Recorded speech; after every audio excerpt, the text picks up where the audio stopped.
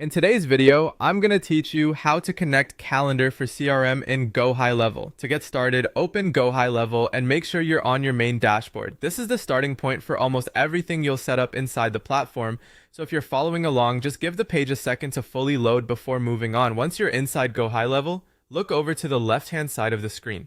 This is where you'll find the main navigation menu. Most of the tools, settings, and integrations you need are organized here. So whenever you're trying to connect a feature, or install something new, this menu is usually the first place to check. From that left side menu, click on App Marketplace. This section is where Gohighlevel keeps the apps and integrations you can add to your account. If you haven't used it before, think of it as the place where you can search for extra tools that expand what your CRM can do.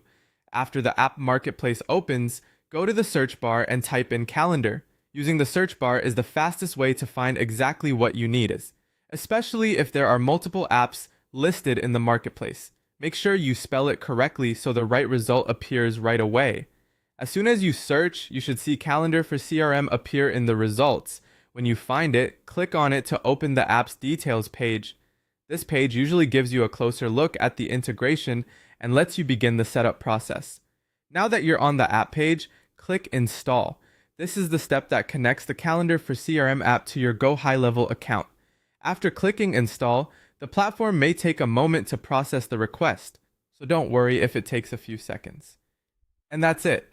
You've now gone through the process of locating and installing Calendar for CRM inside Gohighlevel. If you're setting up your CRM for scheduling, appointment management, or calendar-based workflows, this is an important first step because it helps make sure your tools are connected and ready to use. As a quick tip, after installing, it's always a good idea to double check that the app appears as installed in your marketplace or integrations area. That way you can confirm everything completed successfully before moving on to any additional setup. Thanks for watching, and I'll see you in the next video.